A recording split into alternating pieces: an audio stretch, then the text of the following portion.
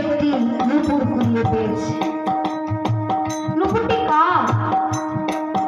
এটা হচ্ছে রাধারানীর নূপুর।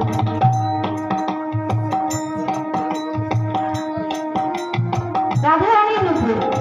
কারণ এবারে বলবেন কোন কাপড় যুগে রাধারানী আর গোবিন্দ নিত্যলীলা করেছেন, নূপুর পেয়েছে এই কলিযুগে। হ্যাঁ, এতদিন তো কুড়িয়ে নিতে পারতো, তা কিন্তু হয়নি। তাই আগের দিনই রাধা গোবিন্দ নিত্যলীলা করেছেন, তাই সেই নূপুরটি পড়ে আছে।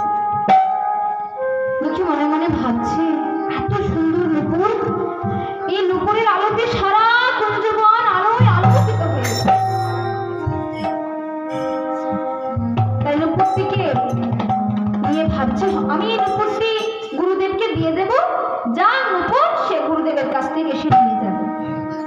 তাই যে নূপুরটি নিতে যাচ্ছে, নিয়েছে, লক্ষ্মী বলছে, এ কি, এ আমার এরকম সারাঙ্গ থরথর করে কাঁপছে কেন? বুঝেছি, এই নূপুর হয়তো কোনো বড় ভক্তের নূপুর।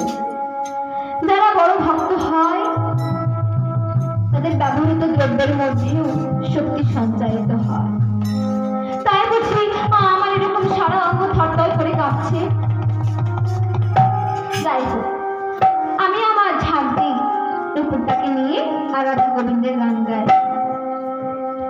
আমি দুরমতি অবতী